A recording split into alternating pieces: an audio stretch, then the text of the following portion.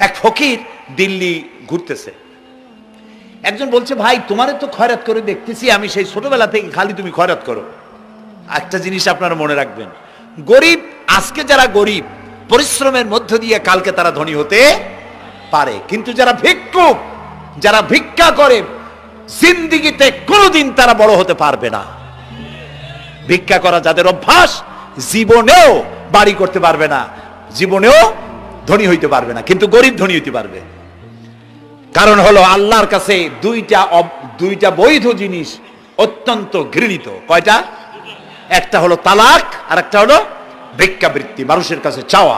আল্লাহ পছন্দ করেন না। তো ভিক্ষুক ঘুরতেছে, একটা লোক বলল, মিয়া তোমার তো সারা জীবনই খরচ করতে দেখি।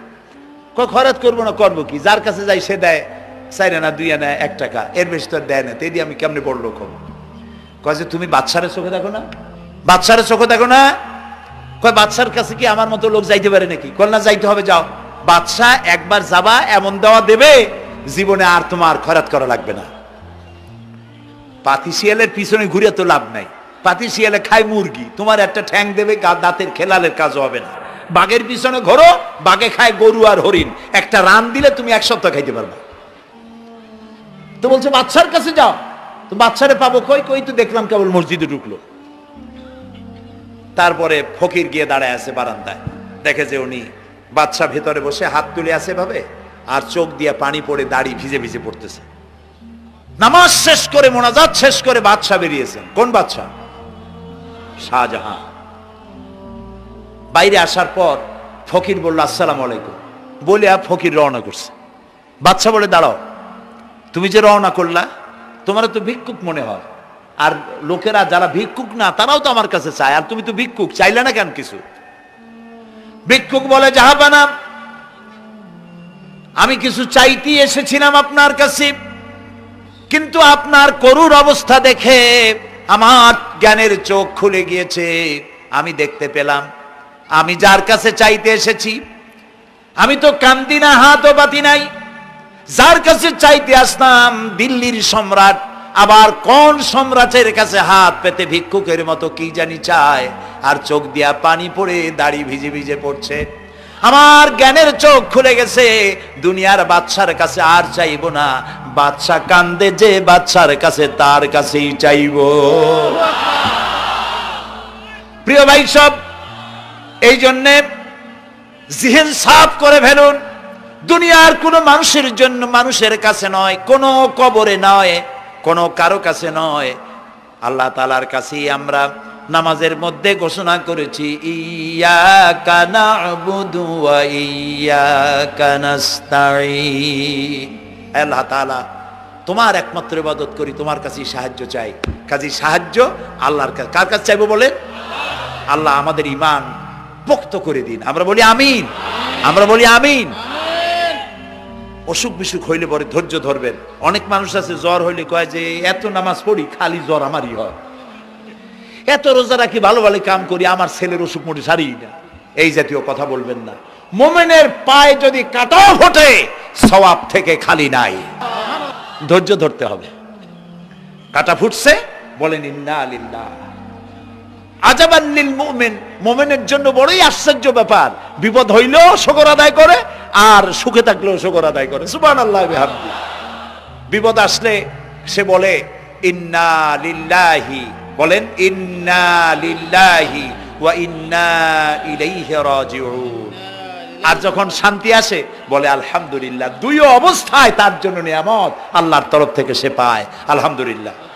প্রিয় ভাই সব, তো আল্লাহর উপর ঈমান আনার জন্য কয়টা শর্ত বলছিলাম? এই যে প্যাচ লেগে গেছে, কয় যে 3টা। আল্লাহর উপর ঈমান আনার জন্য শর্ত কয়টা? 4টা। 4টার বলছি কয়টা? 2টা। আরেকটা হচ্ছে আল্লাহর কুদরত, এ বিশ্বাস করা। আল্লাহর কুদরত মানে শক্তি। আল্লাহর কিছু বিশ্বাস করবেন বলেন জোরে? শক্তি। আকাশ এবং জমিনে শক্তিশালী কে? কিন্তু আমার দেশের জনগণ, কিছু কিছু রাজনীতিবিদরা বলে জনগণই নাকি সকল ক্ষমতার, সকল শক্তির উৎস। কি পাগল! তুমি ক্ষমতার উৎস? নাকের মধ্যে ময়লা, দাঁতে ছাতা, পেটের মধ্যে দুর্গন্ধ ভরা, ক্ষমতার উৎস। আশ্চর্য কথা, এই যে ক্ষমতার উৎস, হাজার হাজার লোক এখানে বসা, দুইটা ভাউয়া ব্যাংক যদি দুই কোণা দিয়ে ঢোকে, ভাউয়া ব্যাংক চেনেন? বিগ সাইজের ব্যাংক, দুইটা যদি দুই দিক দিয়ে ঢোকে লাফাইতে লাফাইতে, সামনে যারা আছে এমনি লাফাবে। অন্তত টঙ্গী তামিরুল মিল্লাত মাদ্রাসা ছাড়াইয়া তারপরে ফিরে তাকায় বলবে, ভাই আমরা দৌড়াই কেন? ব্যাংকের সামনে অসহায়, বল্লা ভীমরুলের সামনে অসহায়, সাপের সামনে বিচ্ছুর সামনে অসহায়, তারা কয় সকল ক্ষমতার উৎস জনগণ। কপাল পোড়া, ক্ষমতার উৎস জনগণ নয়। এটা কোরআনের সাথে কন্ট্রাডিকশন হয় এ কথায়। আল্লাহ বলেছেন আন্নাল কুওয়াতা লিল্লাহি জামিয়া, সকল ক্ষমতার উৎস কে? চিল্লায় বলো ক্ষমতা কি দেখছেন? মাত্র 1.5 মিনিট। কয় মিনিট? মাত্র 1.5 মিনিট। আল্লাহ বলেছেন কোন? সাথে সাথে তামিলনাড়ু, মালয়েশিয়া, ইন্দোনেশিয়া, থাইল্যান্ড, মালদ্বীপ, শ্রীলঙ্কা, 2 লক্ষ লোক শেষ, 1 লক্ষের খোঁজ নাই। সমুদ্রের পানি 33 ফিট উঁচু হয়ে এসছে। সুবহানাল্লাহ কইতে ইচ্ছে করে না? বিজ্ঞানীরা বলেছেন ভারত মহাসাগরের তলদেশে ফাটল ধরেছে, ওর কয়েক কিলোমিটার নিচে ভূমিকম্পের উৎপত্তি হয়েছে। ভারত মহাসাগরের পানি 3 হাত না 4 হাত, কত কিলোমিটার আল্লাহ জানে।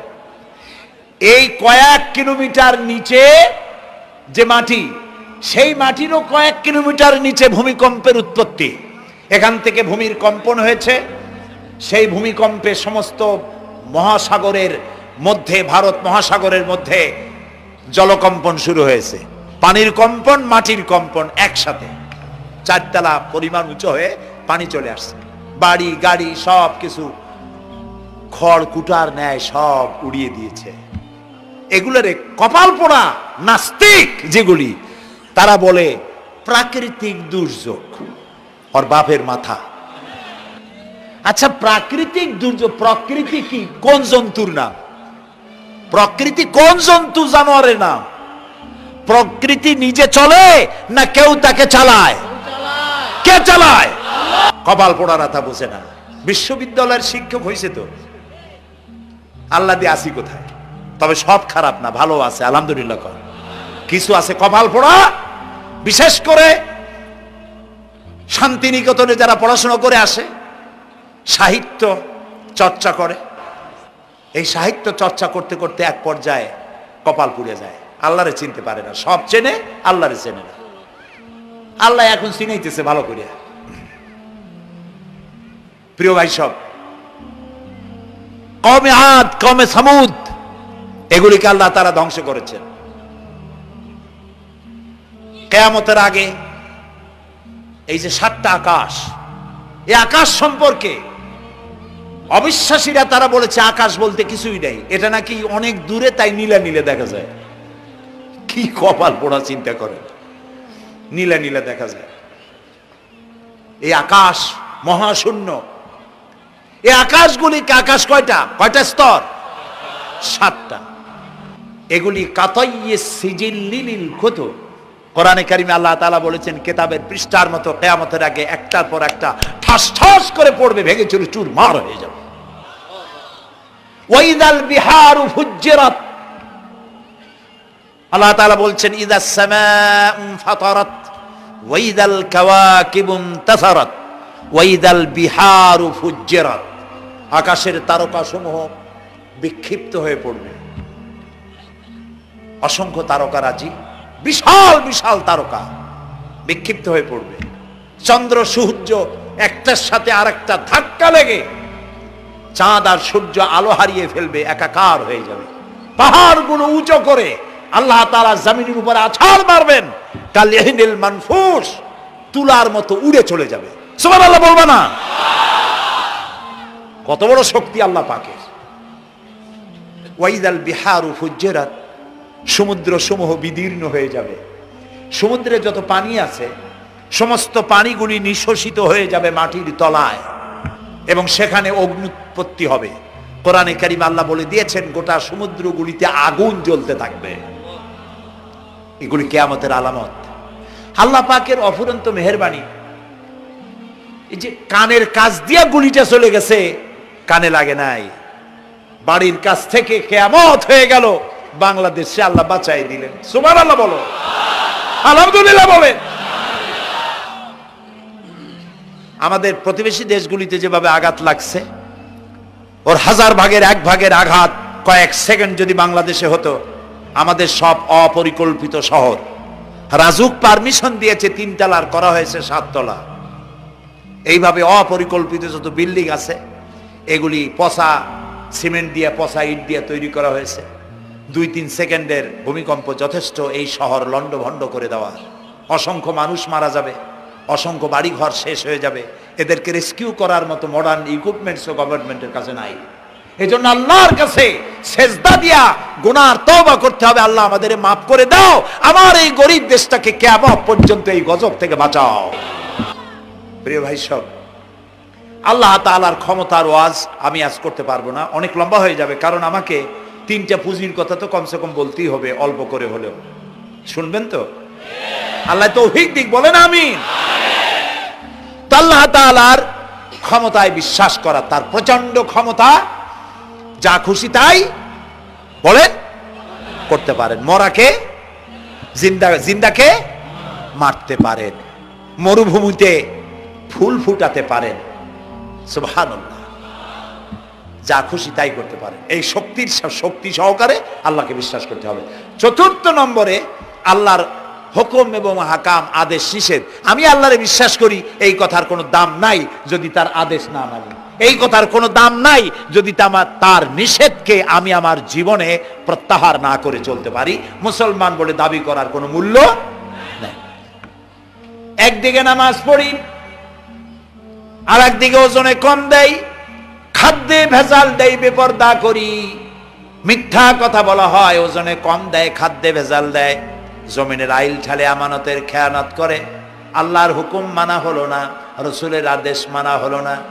আল্লাহর উপর ঈমান আনার জন্য 4র্থ শর্ত হচ্ছে আল্লাহ যা বলেছেন মাথা নত করে মেনে নিতে হবে, বলতে হবে সামি'না ওয়া আতা'না। বলেন সামি'না ওয়া আতা'না, শুনলাম আর মেনে নিলাম। বলেন তো জোরে, শুনলাম আর মেনে নিলাম। সুবহানাল্লাহ বলেন।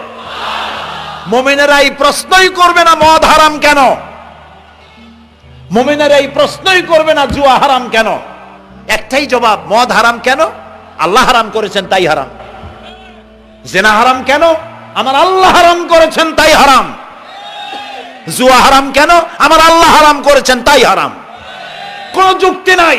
যুক্তির, আল্লাহর নিষিদ্ধ জিনিসে যুক্তি তালাশ করে কেবলমাত্র শয়তান।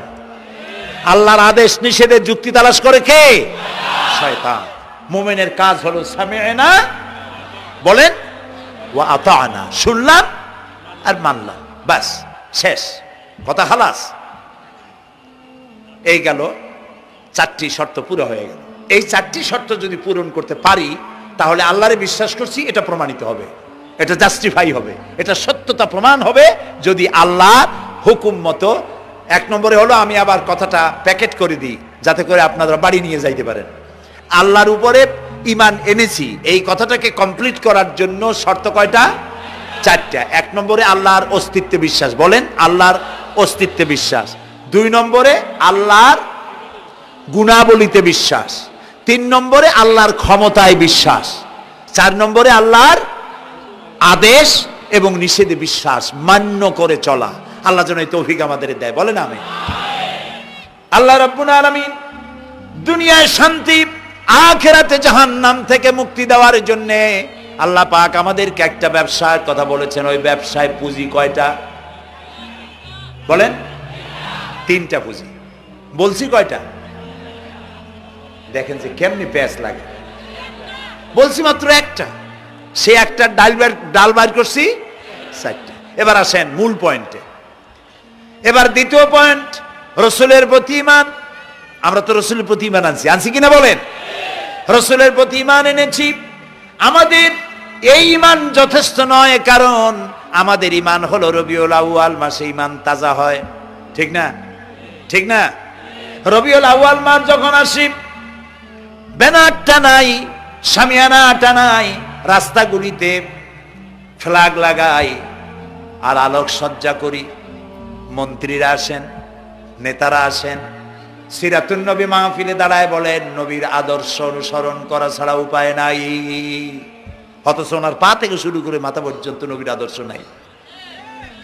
আবার এই নেতা রামকৃষ্ণ মিশনে, রামকৃষ্ণ পরমহংসদেব তার মঞ্চে গিয়ে বলেন রামকৃষ্ণের নীতির ছাড়া বিকল্প কিছুই নেই।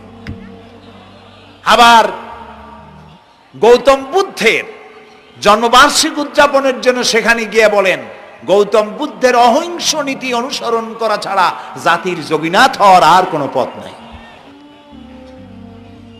যেখানে যায় সেই জায়গার গুলি ধরে। রবিউল আউয়াল মাস আসতে পারে, আলোকসজ্জা করে ইয়া নবী সালামু আলাইকা, ইয়া রাসূল সালামু আলাইকা। এরপরে গরম গরম জিলাপি রাসূলুল্লাহকে বুঝায় দেওয়া হলো, হে রাসূল আপনি তাকিয়ে দেখেন কত মহব্বত আপনারে করি, আপনার মহব্বতের জন্য আমাদের শহরের কোনো মিষ্টির দোকানে আর মিষ্টি নাই, সব আমরা খাইয়া শেষ করছি। এই হলো মহব্বত। এই মহব্বতে এই ইমানে কাজ হবে না। এই ইমানে বলেন কাজ হবে না। কোন ইমানে কাজ হবে? রাসূলের প্রতি ইমানের অর্থ কি? এর অর্থ হচ্ছে নবী করিম সাল্লাল্লাহু আলাইহি সাল্লাম আমাদের রাসূল, আমাদের নেতা। আমাদের রাসূল আমাদের নেতা, আমরা তার উম্মত, তার অনুসারী। অনুসারীর কাজ কি? নেতার পূর্ণাঙ্গ অনুসরণ করণ। রাসূলুল্লাহর আনুগত্য করতে হবে, এটা কে বলেছেন?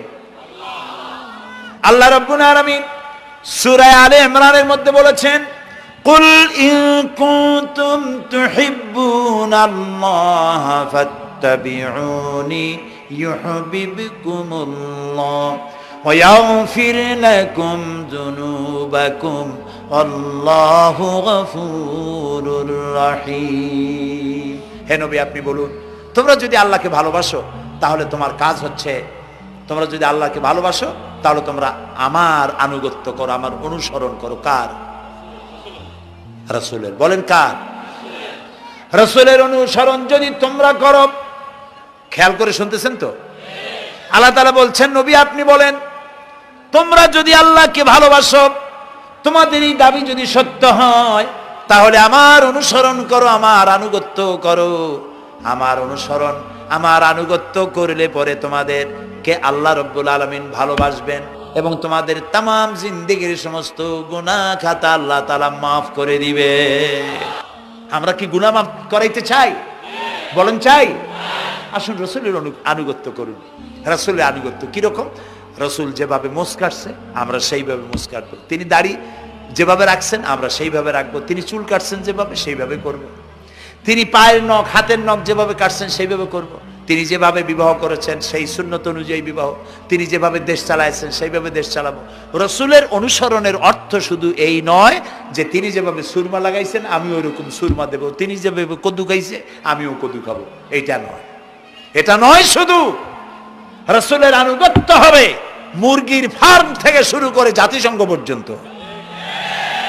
জীবনের সব ক্ষেত্রে।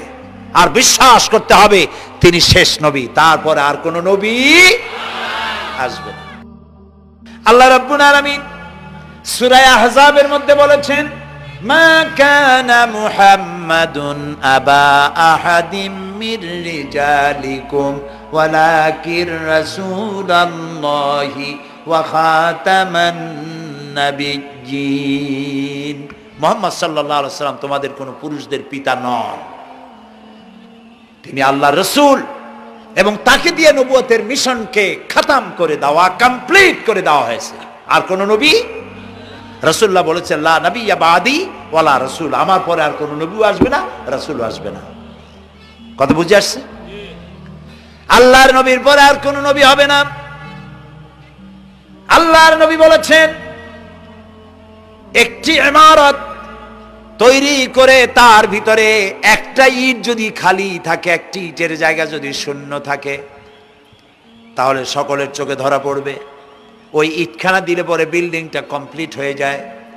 নবুয়তির যে ইমারত আল্লাহ তৈরি করেছিলেন ওর ভিতরে একটা ইটের অভাব ছিল, আল্লাহ পাক আমাকে দিয়ে সেই শূন্য জায়গা পূরণ করে দিয়ে নবুয়তের মিশনকে কমপ্লিট করে দিয়েছেন।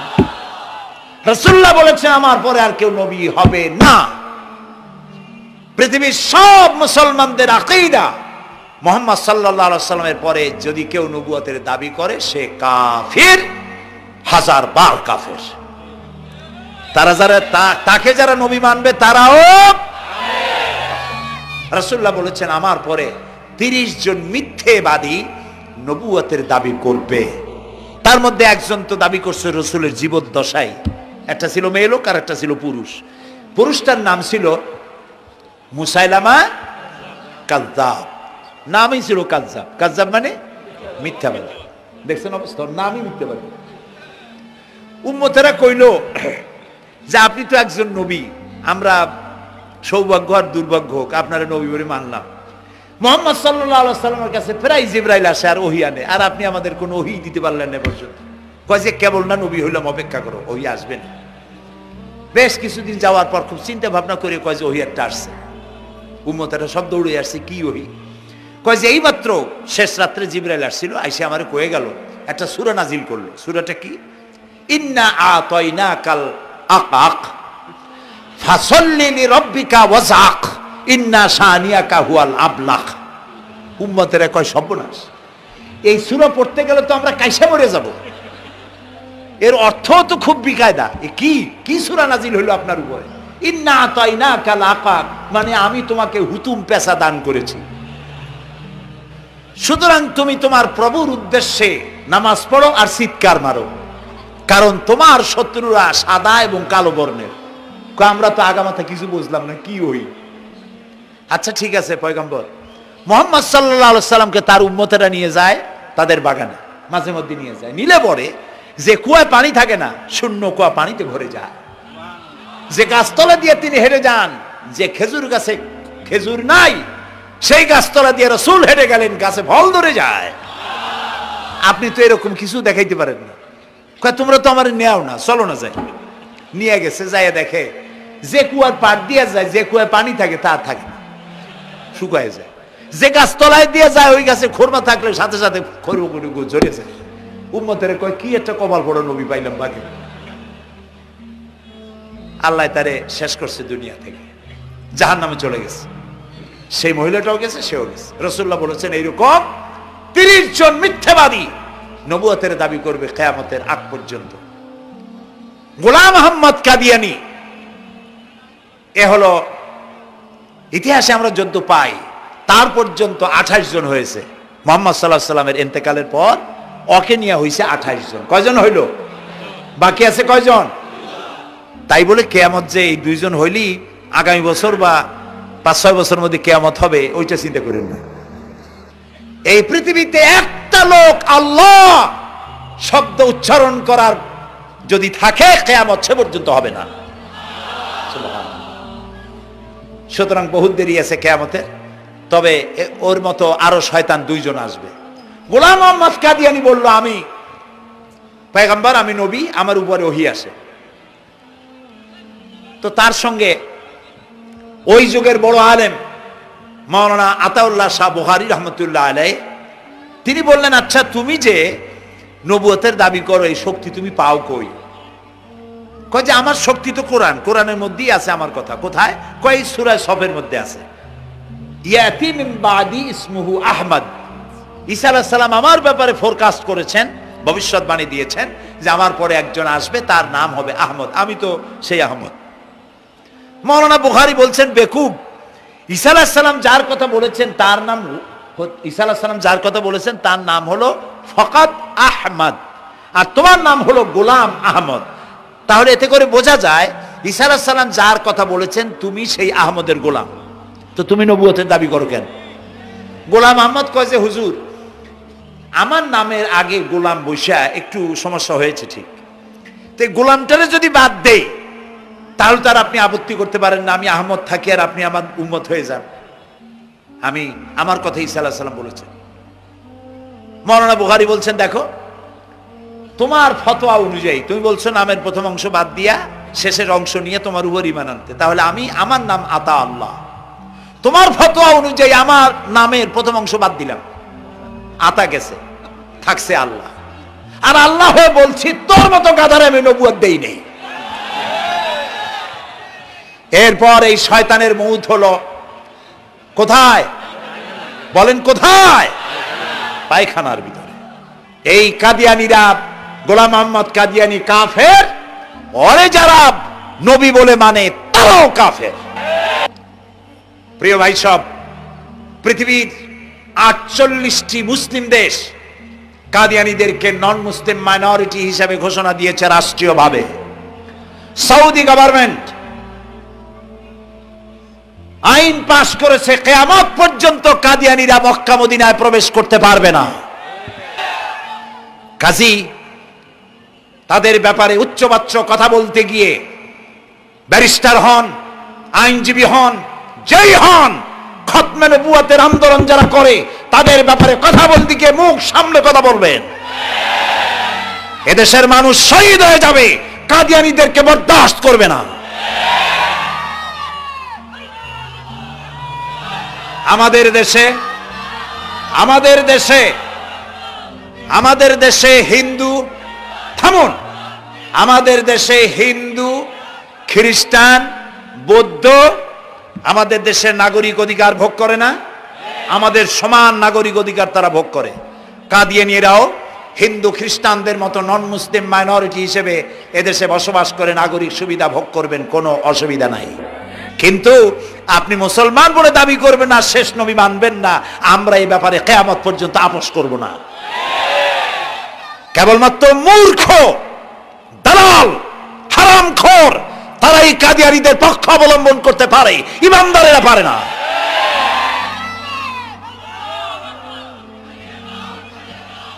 কাদিয়ানীরা যে সব মসজিদ তৈরি করে, এগুলি মসজিদ নয়, এগুলি উপাসনালয়। হিন্দুদের মন্দিরকে যেভাবে আমরা সম্মান করি, ওদের উপাসনালয়কেও সম্মান করি। কিন্তু কাদিয়ানীরা যতদিন মুসলমান নামের পরিচয় দিতে থাকবেন, আমরা আমাদের অধিকার আদায়ের জন্য সুশৃঙ্খল ভাবে গণতান্ত্রিক পদ্ধতিতে আমরা এই অধিকার আদায়ের চেষ্টা করব। খতম নবুয়তের আন্দোলন কোনো রাজনৈতিক আন্দোলন নয়, এটি আমাদের ইমানের আন্দোলন। যারা আন্দোলন করতেছেন তারা আমাদের ফরজে কিফায়ার দায়িত্ব পালন করছেন। প্রিয় ভাই সব, রাসূলের প্রতি ঈমান আনতে হলে এরকম ঈমান আনতে হবে, তারপরে আর কোন নবী আসবে না। তারপরে কথা হলো তাকে অনুসরণ করতে হবে পায়ের নখকাটা থেকে শুরু করে মাথার চুল পর্যন্ত, জীবনের সব ক্ষেত্রে রাসূলের অনুসরণ করতে হবে। তিনি সেনাপতি ছিলেন, শ্রমিক ছিলেন, পিতা ছিলেন, নানা ছিলেন, স্বামী ছিলেন, ঠিক না? তিনি রাষ্ট্রপ্রধানও ছিলেন। প্রিয় ভাই সব, এই যে আল্লাহ রাব্বুল আলামিন মুসলমানদেরকে পৃথিবীর মধ্যে সবথেকে বেশি শান্তি প্রিয় করেছেন, কোন আলহামদুলিল্লাহ। তোমরা আমার মক্কা যাইয়া দেখো, মক্কা মদিনায় যাইয়া দেখো, আমাদের কেউ সন্ত্রাসী মক্কা